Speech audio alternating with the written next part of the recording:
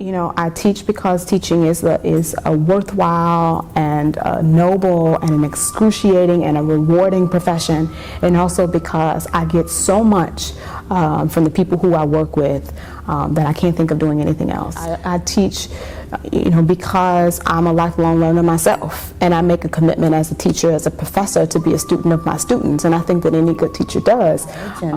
I continue to work on my craft. I think it's a craft, I think it's an art, I think it's a science, I think it's complex.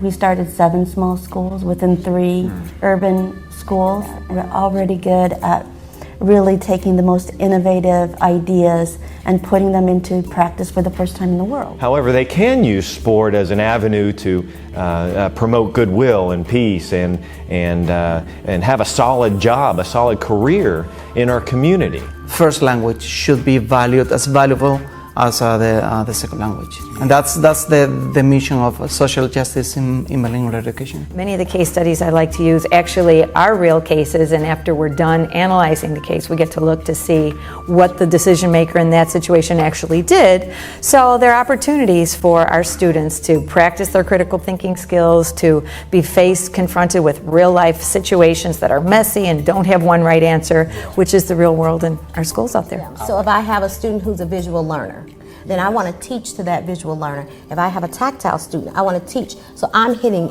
every learning style. I like that. But do you think that education is a calling?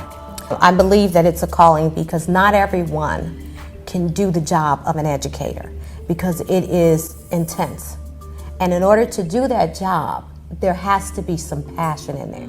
Do the teachers share those issues? And if we do not, how do we serve the children? How do we make sure that our schools are peaceful if that's what we want? I believe that teachers are only second to farmers in the level of importance and to the everyday fabric of our society. And so I teach because my work is important. You look at the environment and the responsibilities, and those are the things that our teachers are going to be evaluated upon.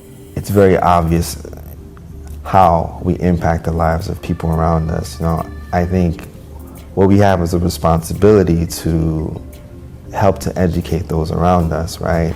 And also to be educated by those around us. So I think of myself as a student, because many immigrants come to this country and see education as a means to sort of climb up the social ladder.